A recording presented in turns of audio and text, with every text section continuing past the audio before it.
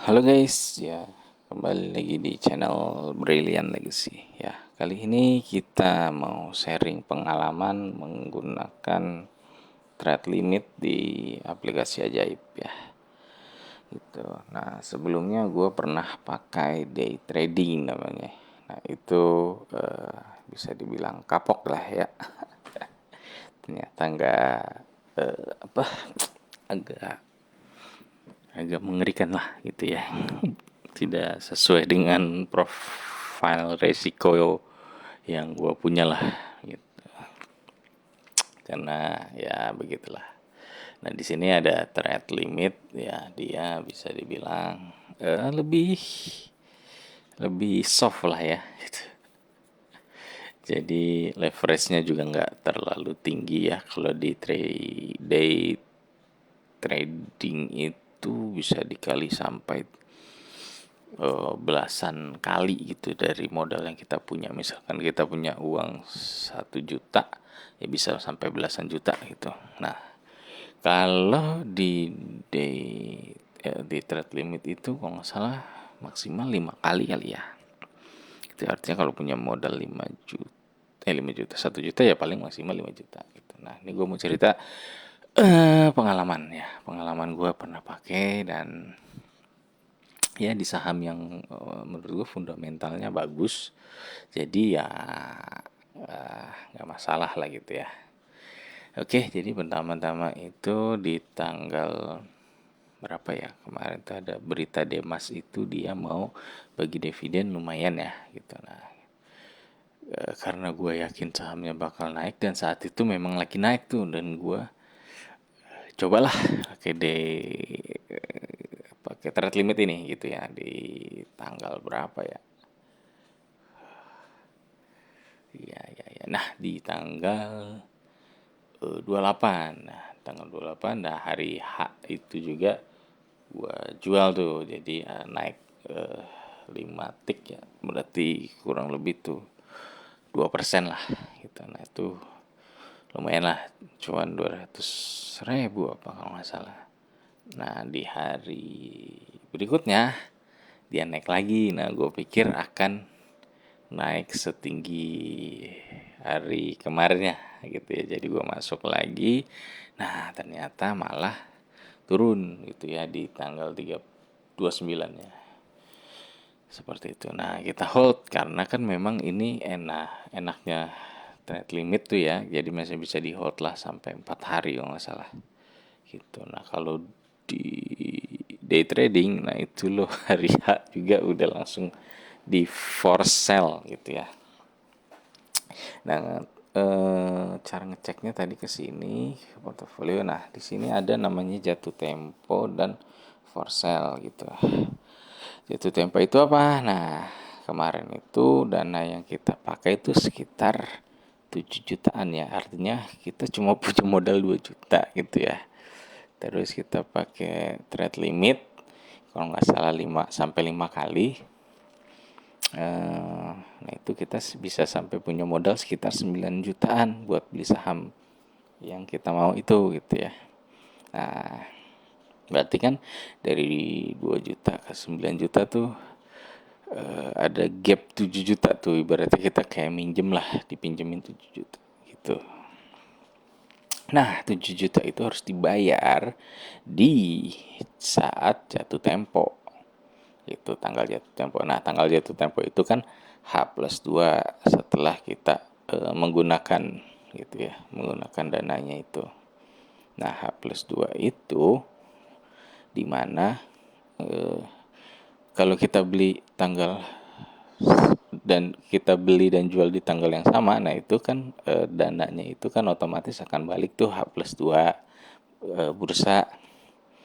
Nah tapi kalau kita hold nih, nah gue udah hold 1 hari, harusnya di tanggal 1, kalau tanggal 1-nya nggak libur tuh apa namanya, harusnya udah dilunasin tuh si 7 jutanya. Kalau enggak ya kita akan kena namanya biaya trade limit gitu ya. Nah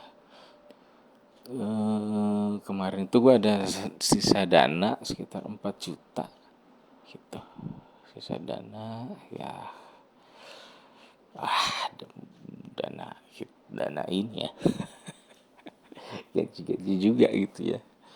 Jadi ya padahal gajinya nggak nyampe 7 juta tuh, tapi ya kita coba kemarin ya buat pelajaran dan bisa jadi konten juga nih gitu. Nah terus apa sih tadi mau bahas apa ya, kocak gue nih. Order apa riwayat ya, portofolio apa tadi gue mau ngebahas apa sih. Oh di riwayat, jadi gue bukan di riwayat di sini nih. Nah jadi 4 juta itu gue masukin, harusnya kan masuk ke sini. Nah, ternyata nggak masuk ke sini. Masuk sih, cuman otomatis langsung kepotong itu.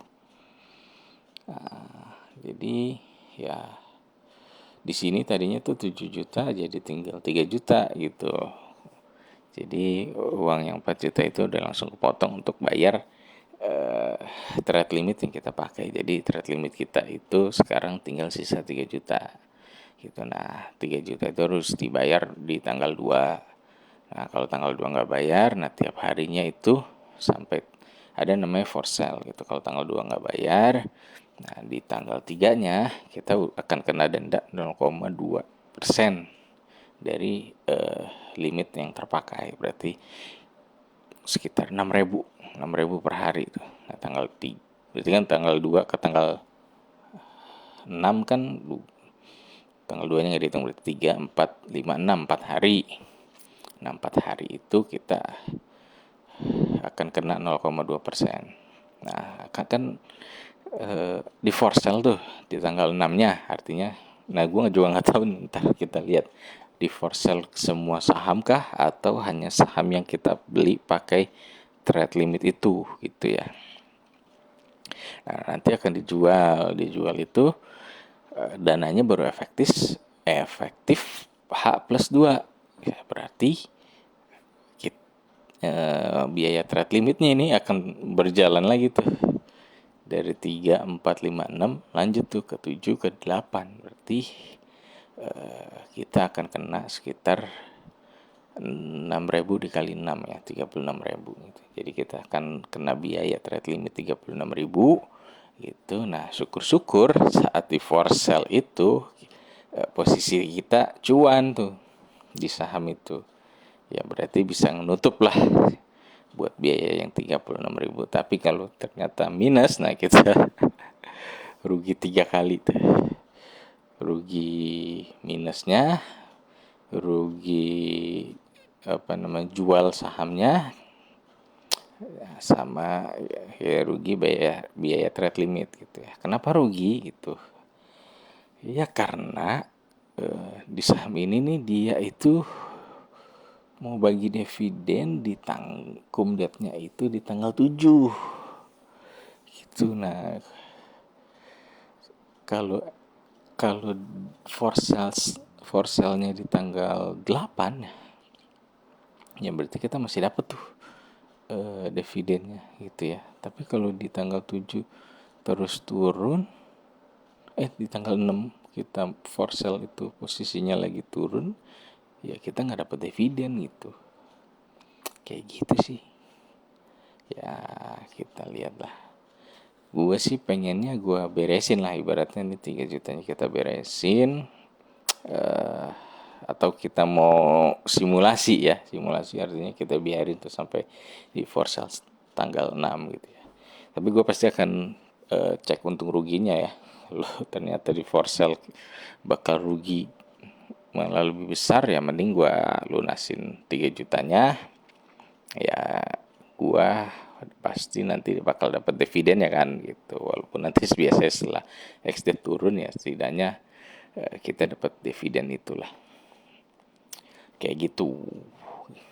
Jadi posisinya